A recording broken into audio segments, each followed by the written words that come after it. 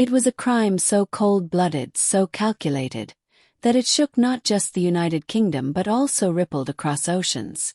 Amarjit Chauhan, a man who had built his freight company into a £5 million empire, had everything to live for. He had a young wife, Nancy, their 2 beautiful baby boys, and a secure life. But in early 2003, all of them vanished. At first glance, it appeared to be a sudden disappearance. Maybe a tax problem, maybe a shady business deal gone wrong. But the truth was darker. Much darker. Behind the scenes, a man known as Captain Cash, Kenneth Reagan, and his accomplices had been plotting something far more sinister. Reagan, a former drug dealer, wanted Chauhan's business.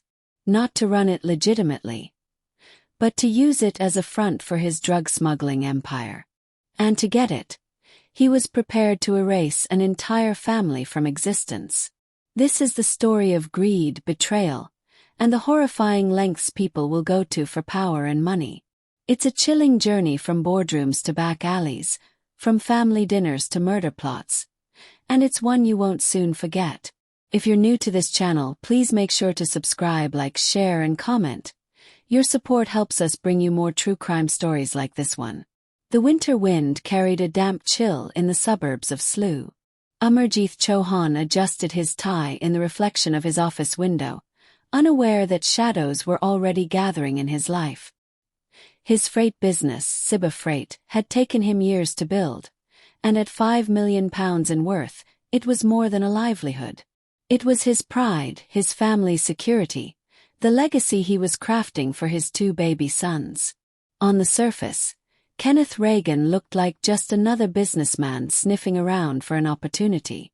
But Reagan's real nickname in the underworld was Captain Cash. His past was littered with drug deals, scams, and smuggling operations.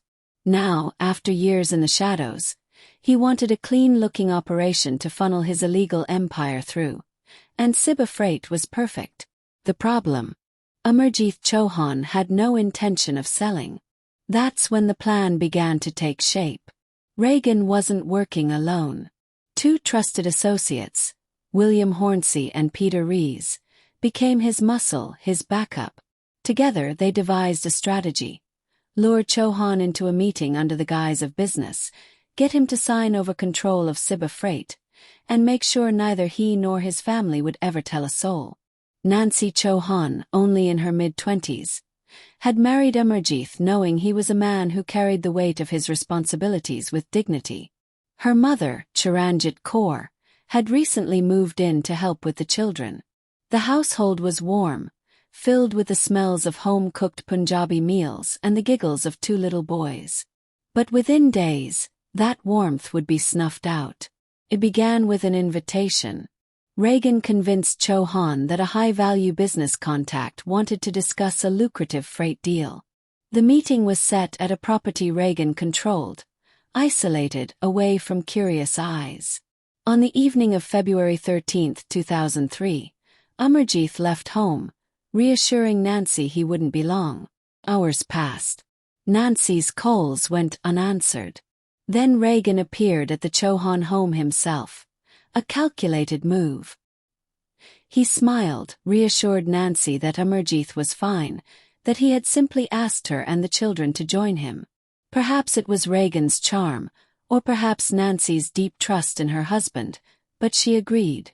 Her mother insisted on coming too, not wanting the young woman to travel alone with the children. That was the last time anyone saw the Chauhan family alive. What happened inside that isolated property has never been fully known. Prosecutors believe Reagan and his men forced Amarjit to sign over control of Sibba Freight at gunpoint. The signatures were ink on paper, and death warrants in disguise. The 3 adults were killed, likely strangled, and their bodies hidden temporarily. As for the children, the details are even more haunting. 2 baby boys vanished into the night. No bodies were ever recovered. Reagan's next move was as cold as it was cunning. Using Amarjit's phone and email, he sent out carefully worded messages to business associates, friends, and even extended family. The story. Chohan had decided to move abroad for tax reasons. Nancy and the kids had gone with him. The lie was neat, plausible. Almost too neat. For weeks it might have worked, if not for one man thousands of miles away. In New Zealand, Nancy's brother had been growing increasingly suspicious. Amarjeeth was a proud man. He wouldn't just abandon his business without a word, and Nancy would never cut contact so abruptly. He pushed for police intervention, demanding a real investigation. His persistence cracked the case wide open. Detectives in the UK began digging. What they found was chilling.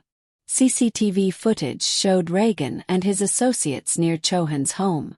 Financial records revealed sudden, suspicious transfers of Sibba Freight's assets. And then, the bodies started to surface. In April 2003, a fisherman in Bournemouth spotted something in the water. It was a body, badly decomposed, bound with duct tape. Forensic analysis confirmed it was Amarjeeth Chohan. Weeks later, Charanjit Kaur's remains washed up in the same coastal region. Nancy's body was found not far from there. But the children, Devinder and Ravinder, were gone.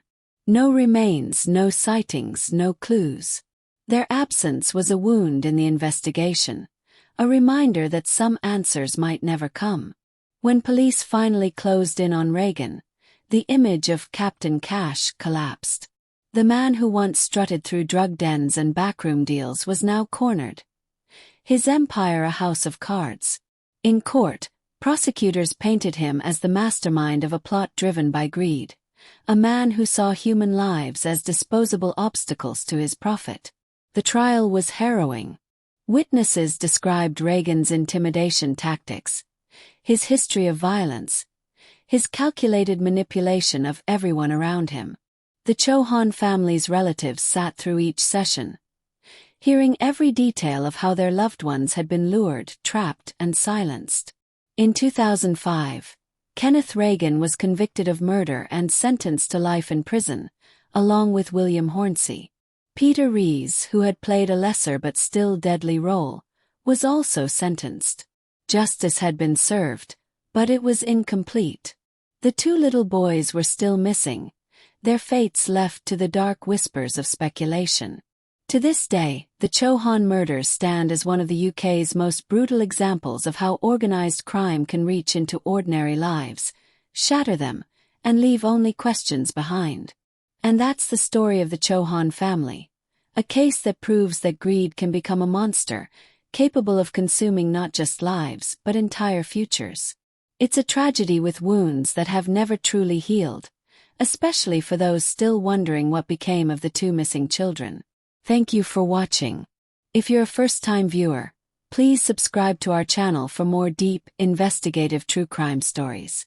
Hit like, share this video, and join the discussion in the comments. Your support helps us keep telling the stories that matter, the stories that must never be forgotten.